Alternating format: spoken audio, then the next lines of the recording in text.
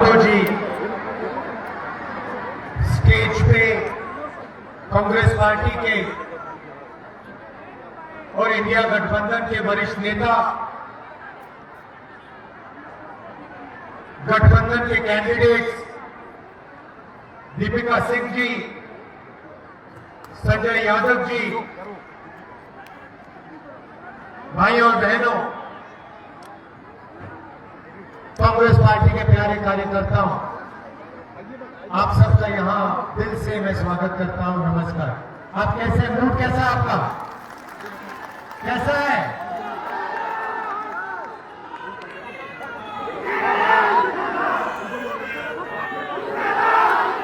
हमारे सामने चुनाव है और चुनाव में राजनीतिक लड़ाई है, मगर राजनीतिक लड़ाई के पीछे एक साथ दो कहना करता हूँ, विचारधारा की लड़ाई। इसी तो पुराने हुए हैं। हाँ। कांग्रेस पार्टी और इंडिया गठबंधन, ये जो अंबेडकर जी का संविधान है, इसको आप अच्छी तरह देखिए। ये जो संविधान है, इसकी रक्षा करने का काम कर रही है, इसको बचाने का काम कर रही है। बीजेपी और आरएसएस संविधान को, अंबेडकर जी के संविधान को, गांधी जी के संविधान को खत्म करने की कोशिश कर रही है, कूड़ेदान में फेंकने की कोशिश कर रही है। ये है लड़ाई। ये संविधान बहुत पुरानी किताब है। इसमें जो सोच है, ये नई सोच नहीं है, ये हजारों साल पुरानी सोच इसके अंदर है। इसमें अंबेडकर जी की सोच है, गांधी जी की सोच है, बिरसा मुंडा जी की सोच है, फूले जी की सोच है, गुरु नानक जी की सोच है, नारायण गुरु, बसवना, जो भी हिंदुस्तान के महापुरुष रहे हैं, उनकी सोच इस किताब में है। एक प्रकार से ये हिंदुस्तान की जनता की आत्मा है। और अगर आज इस देश में गरीबों को अधिकार है, जो आप वोट डालने जाओगे वो आपका अधिकार है, जमीन का अधिकार है, जल का, जंगल का अधिकार है, अगर वो मिला है तो वो ये इस किताब में दिया। इसके कारण आप लोगों को, हम सबको मिला। इस किताब से पहले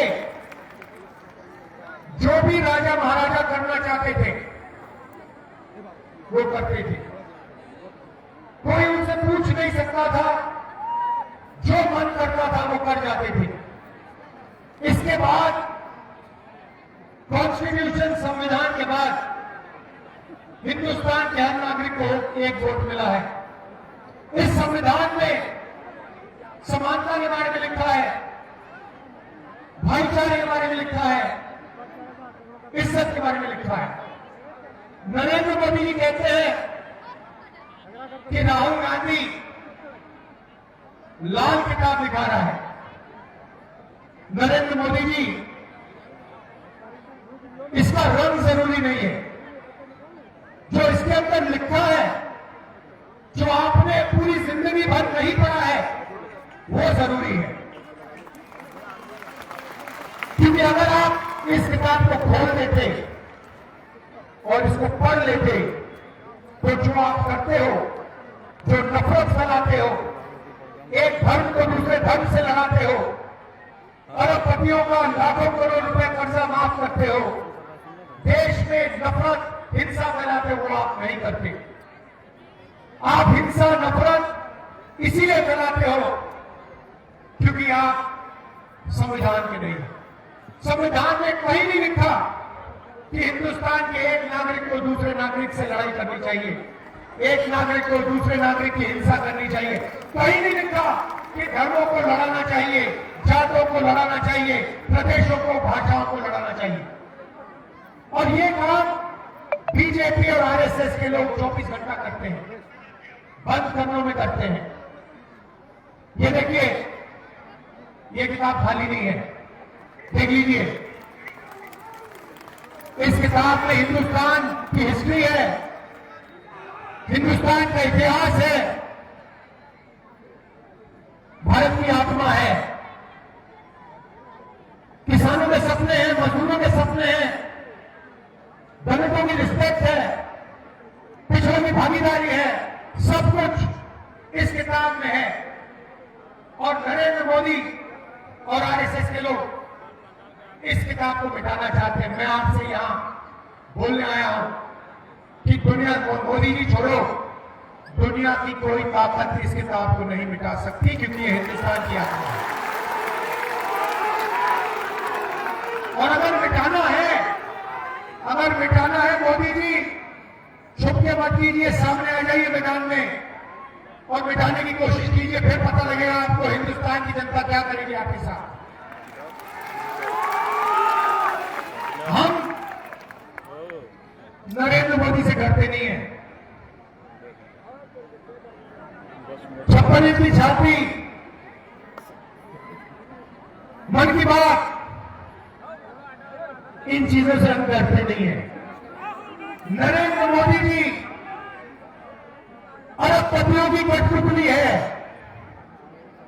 जो अरबपति कहते हैं वो नरेंद्र मोदी करते हैं। अरबपति आपकी जमीन चाहते हैं, अरबपति आपका जल चाहते हैं, आपका जंगल चाहते हैं। नरेंद्र मोदी आपको मन की बात सुनाएंगे, फिर अंबानी जी की शादी में चले जाएंगे।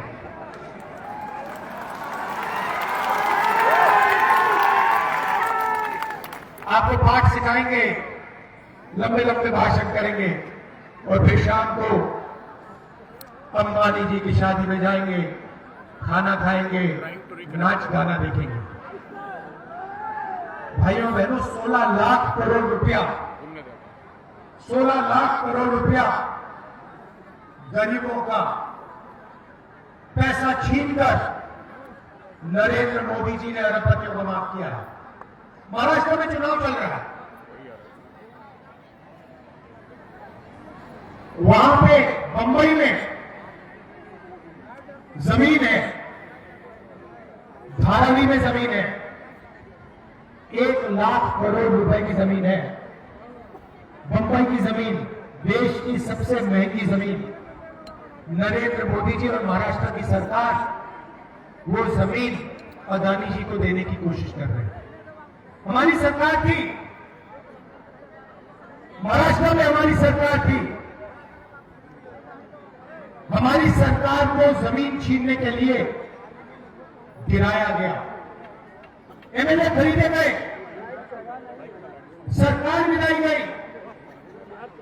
क्यों? अदानी जी की मदद करने के लिए। यही हो रहा है देश में। जीएसटी आप देते हो, जितनी जीएसटी आप देते हो उतनी ही जीएसटी अदानी देता है। ये भैया, ये जो आपने पीली शर्ट पहनी है, ये कैमरा वाले जो है, ये आपने कितने की खरीदी? 200 रुपए की खरीदी ना? आपकी आमदनी क्या है? कितनी है? 5,000। इनकी आमदनी 5,000 रुपए, 10,000 रुपए और 18% जीएसटी इन्होंने इस शर्ट पे दी। अदानी की आमदनी लाखों करोड़ रुपए, अगर वही यही पीली शर्ट खरीदेगा तो वो भी 15% जीएसटी देगा। मतलब जितनी आप देते हो उतनी वो देता है। शर्ट आप खरीदोगे, पैंट आप खरीदोगे, जितनी जीएसटी आपके जेब से निकलेगी उतनी उससे निकलेगी। पेट्रोल, ढाबे में खाना खाओगे, जितनी जीएसटी आप दोगे उतनी हो। अब जीएसटी का क्या होता है? जीएसटी इकट्ठा होती है और दिल्ली की सरकार को जाती है और बजट में पैसा बढ़ता है। आपने देखा होगा हर साल फाइनेंस मिनिस्टर ब्रीफकेस लिए निकलती है, देखा आपने? निकलती हैं और फिर बजट पेश करती है पार्लियामेंट हाउस में। ये आपका पैसा है, अदानी का नहीं है। आप कौन हो? सवाल ये है, आप कौन हो? मैं बताता हूं। 15% आप दलित हो, 8% आप आदिवासी हो, कम से कम 50% आप पिछड़े वर्ग के हो, 15% आप अल्पसंख्यक, सब जोड़ लो 90% बन जाता है। तो मैंने पता लगाया ये जो पैसा बजट में बढ़ता है ये बांटते कौन है? मैंने लिस्ट निकाली, भाइयों और बहनों, 90 अफसर आपकी सारी की सारी जीएसटी बांटते हैं। वो निर्णय लेते हैं बजट में पैसा कहां जाएगा, झारखंड में कितना आएगा, रेलवे में कितना जाएगा, स्वास्थ्य में कितना जाएगा, शिक्षा में कितना जाएगा, सड़कों में कितना जाएगा, सारे के सारे निर्णय वो लेते हैं। आदिवासी दलितों को कितना मिलेगा, सारे निर्णय 90 लोग लेते हैं। भाई और बहनों, 90 लोगों में से एक आदिवासी, आपकी आबादी 8%, आपकी भागीदारी 100 रुपए में से 10 पैसे, मतलब आदिवासी अफसर अगर बजट में 100 रुपए खर्च होता है, आदिवासी अफसर 10 पैसे का निर्णय लेता है। आबादी 8%, भागीदारी 100 रुपए में से 10 पैसे आदिवासियों की। चलिए दलितों की बात करते हैं। 15% आपकी आबादी हिंदुस्तान में, आपके 90 में से 3 अफसर हैं और उनकी भागीदारी, अगर हिंदुस्तान के बजट में 100 रुपए खर्च होते हैं तो दलित अफसर 1 रुपया का निर्णय लेते हैं। आपकी आबादी 15%, आपकी हिस्सेदारी 100 रुपए में से 1 रुपया। और पिछड़ों की बात करें तो कम से कम आपकी आबादी 50%, 55 भी हो सकती है, 60 भी हो सकती है, मतलब कम से कम 50 है। कोई जानता नहीं क्योंकि जाति जनगणना नहीं हुआ आज। और आप 90 में से 3, 90 में से 3 अफसर पिछड़े वर्ग के हैं, उनको पीछे बैठा रखा है। छोटे छोटे डिपार्टमेंट दे रखे हैं, क्या रखा भैया तुम लोग पीछे बैठो, तुम्हारी 50% आबादी है मगर तुम लोग पीछे बैठोगे। और 100 रुपए में से उनके 5 रुपए, मतलब अगर आप दलित, आदिवासी, पिछड़ों को सबको जोड़ दो तो 100 रुपए में से आपकी भागीदारी 6 रुपए 10 पैसे, 6 रुपए 10 पैसा, 50% आबादी, 5 रुपए भागीदारी। इसलिए मैंने कहा है कि जाति जनगणना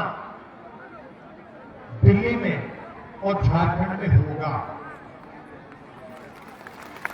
अब आप कहोगे ताली बजा रहे हो, मगर आप कहोगे तो जाति जनगणना होगा तो क्या हो जाएगा, उसमें हमें क्या मिलेगा? मैं आपको बताता हूं। मोदी जी कहते हैं मैं पिछड़े वर्ग की इज्जत करता हूं और फिर भूखा मार देते हैं। कहते हैं मैं पिछड़े वर्ग की इज्जत करता हूं और 16 लाख करोड़ रुपया अरबपति को दे देते हैं। किसानों का कितना कर्जा माफ किया मोदी जी ने? 1 रुपया नहीं माफ किया। वो कहते हैं साहब, कहते हैं मैं किसानों का कर्जा माफ नहीं करूंगा। किसान कौन है? किसान पिछड़े वर्ग के लोग हैं, दलित है, आदिवासी है। तो जाति जनगणना से दूध का दूध पानी का पानी हो जाएगा। सबसे पहले जाति जनगणना में हम ये पता लगाएंगे इस देश में पिछड़े वर्ग के कितने लोग हैं, दलित कितने हैं, आदिवासी कितने हैं। उसके बाद हम हिंदुस्तान की सब संस्थाओं को देखेंगे और पता लगाएंगे कि ब्यूरोक्रेसी में कितने पिछड़े वर्ग के, कितने दलित, कितने आदिवासी, शिक्षा के सिस्टम में कितने आदिवासी, कितने दलित, कितने पिछड़े वर्ग के, पब्लिक सेक्टर में बड़ी बड़ी कंपनियों में कितने पिछड़े वर्ग के, कितने दलित, कितने आदिवासी, और हम ये पता लगाएंगे कि इस देश का जो धन है उसमें कितना धन दलितों के हाथ में है, कितना आदिवासियों के हाथ में है, कितना पिछड़ों के हाथ में है, कितना माइनॉरिटीज के हाथ में है और कितना गरीब जनरल क्लास के हाथ में है। उस दिन के बाद एक नई राजनीति शुरू होगी, क्योंकि आपको देश की सच्चाई आपके सामने दिखाई दे जाएगी। आज अगर मैं आपसे पूछूं कि भैया हिंदुस्तान की सबसे बड़ी कंपनियों में दलित कितने, आपका क्या जवाब है? एक भी नहीं। ये मीडिया वाले बैठे हैं, ये 24 घंटा भाषण देते हैं, देखा आपने इनको टीवी पे? देखा ना? ये कभी किसान की बात करते हैं, मजदूर की बात करते हैं, बेरोजगारी की बात करते हैं? आपके नहीं है ये आपके नहीं है, अदानी के हैं, ये अंबानी के, अरबपतियों के हैं।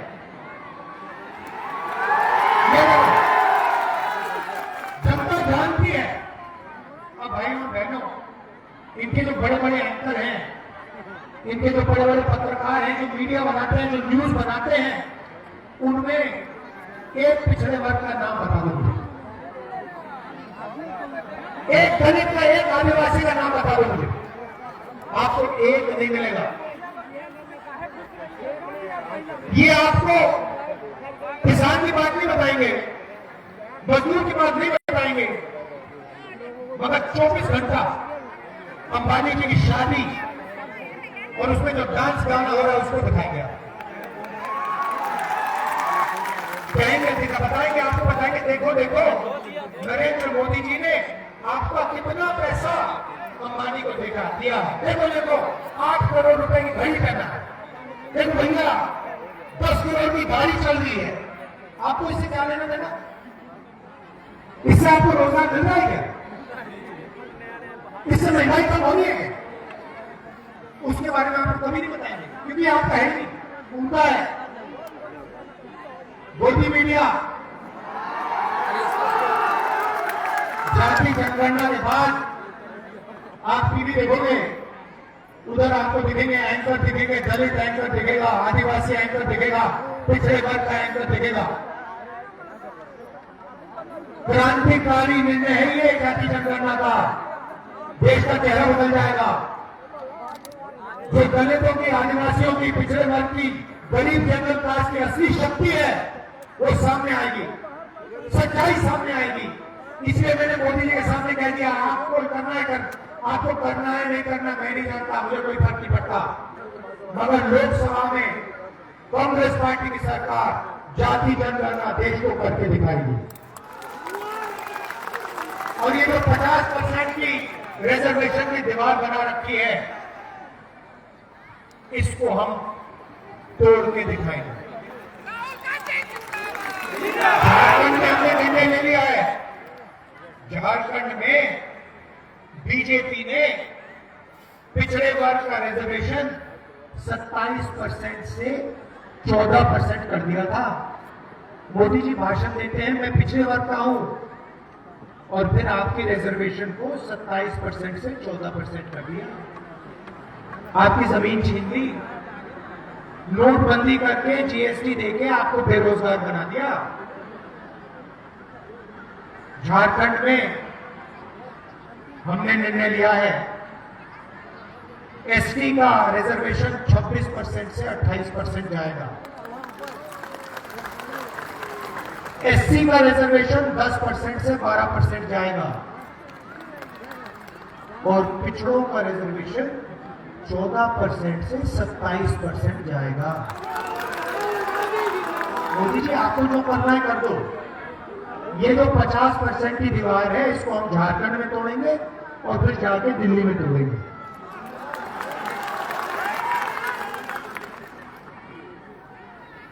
मोदी जी ने आपका पैसा लिया, अरबपतियों को दिया लाखों करोड़ रुपए।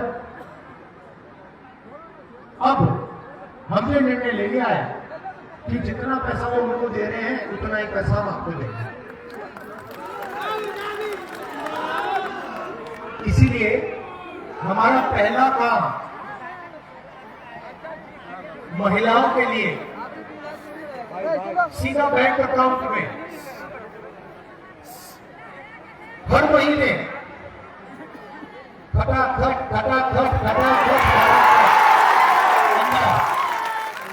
2,500 रुपए महीने के, हर महीने की पहली तारीख हमारी जो बहनें हैं वो चलेंगी, बैंक अकाउंट खोलेंगी और सरकार ने उस बैंक अकाउंट में 2,500 रुपए डाल दिए होंगे।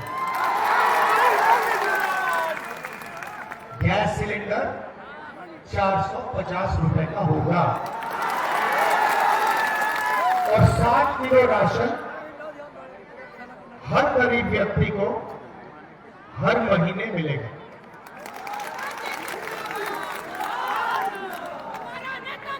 किसानों के लिए धान की एमएसपी मिनिमम सपोर्ट प्राइस 3,200 रुपए प्रति क्विंटल होगी।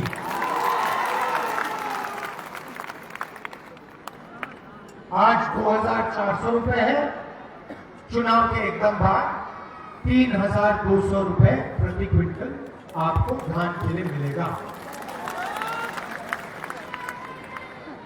गरीब लोग बीमार होते हैं, इलाज करने के लिए प्राइवेट अस्पताल में जाना पड़ता है, दिल का दौरा होता है, स्टेंट लगानी होती है, वैन बदलना होता है, लाखों रुपए किसान की जेब से निकलते हैं, मजदूर की जेब से निकलते हैं, कर्ज में डूब जाते हैं। इसीलिए हम आपके लिए एक नई योजना ला रहे हैं, 15 लाख रुपए तक का स्वास्थ्य बीमा योजना। आप अस्पताल जाओगे, बीमार होंगे, माता पिता बीमार होंगे, दिल की बीमारी होगी, कैंसर होगा, आप अस्पताल में जाओगे, एमआरआई करवाओगे, एक्सरे कराओगे, उसके बाद सर्जरी होगी और फिर आपको 1 रुपया नहीं देना पड़ेगा, फ्री में होगा। आप जाओगे, कहोगे भैया ऑपरेशन के लिए कितना पैसा लगा, अस्पताल आपको कहेगा 1 रुपया नहीं लगा, ऑपरेशन का पैसा झारखंड की सरकार ने आपके लिए दे दिया है। आपकी हम रक्षा करना चाहते हैं, आपकी प्रोटेक्शन करना चाहते हैं, जैसे ये संविधान आपकी रक्षा करता है। ये कांग्रेस पार्टी लड़कर हम ये लाए, आपके साथ मिलकर हमने लड़ाई लड़ी और ये लाए, और हम आपकी रक्षा करना चाहते हैं। हम चाहते हैं कि ये देश सबका हो, सिर्फ अरबपतियों का नहीं, गरीब से गरीब व्यक्ति को भी इस देश में शांति से, प्यार से जीने का मौका मिलना चाहिए।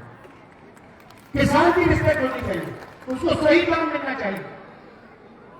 नरेंद्र मोदी जी ने बेरोजगारी में लाइन लगा दी, हर प्रदेश में जहां भी आप जाओगे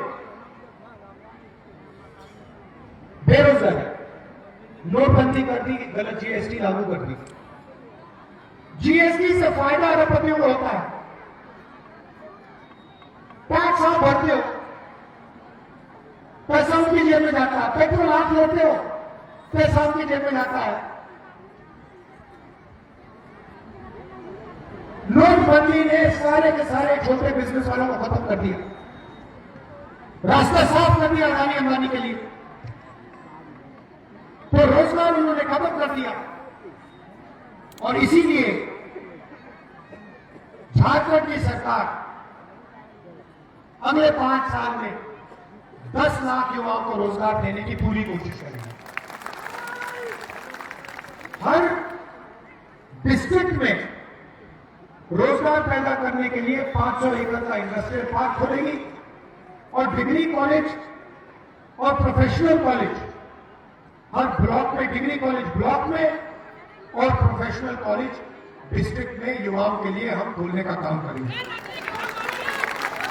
अंत में भाइयों और बहनों, संविधान की लड़ाई है। हमने नारा दिया था और आप इस नारे को गहराई से समझ जाओगे। भारत जोड़ो यात्रा में मैंने कहा था 4000 किलोमीटर चले। उस यात्रा में मैंने नारा एक ही दिया, मैंने नहीं दिया, जनता ने दिया, नफरत के बाजार में मोहब्बत की दुकान खोल दी। हमारी मोहब्बत की दुकान, उनका नफरत का बाजार है। और नफरत को नफरत कभी नहीं काट सकती। नफरत को सिर्फ मोहब्बत ही काट सकती है। और हमने दिखाया कि मोहब्बत के साथ हम बीजेपी के धन को, उनकी नफरत को, उनकी हिंसा को काट सकते हैं, खत्म कर सकते हैं। यह मैं आपको कहना चाहता हूं। आप कांग्रेस पार्टी के कार्यकर्ता हो, हमारी रीढ़ की हड्डी हो, आप हर रोज इसको बचाने की कोशिश करते हो। आरएसएस और बीजेपी से लड़ते हो, उनकी विचारधारा से लड़ते हो। इसके लिए मैं आपको दिल से धन्यवाद करना चाहता हूं। और आप यहां आए, एक आखिरी बात याद रखिए, झारखंड में आपने अपना चीफ मिनिस्टर चुना। सोरेन जी आदिवासी वर्ग के हैं, उनको बीजेपी और आरएसएस ने जेल में डाला है। आप सोचिए, जिनको आपने चुना उनको बीजेपी और आरएसएस ने जेल में डाला।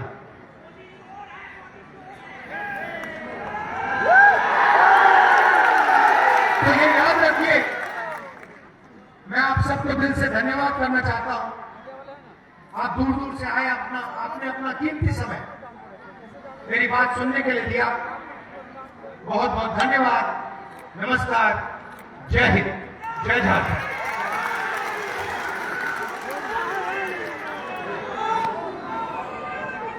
अब तो लोग